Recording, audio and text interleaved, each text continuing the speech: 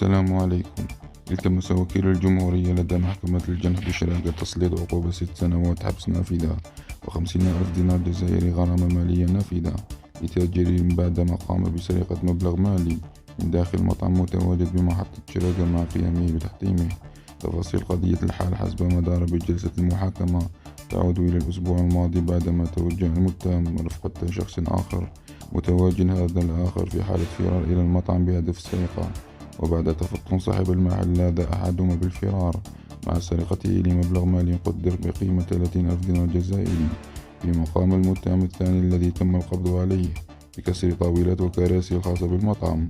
وبعد موصول المتهم أمام هيئة المحكمة بموجب إجراء الموصول الفوري أمام هيئة المحكمة للجنح بشراكة، وجهت له تهمة السرقة بالتعدد وجرحة التحطيم العمدي لملك الغير، حيث أنكر التهم المتابع بها جملة وتفصيلا.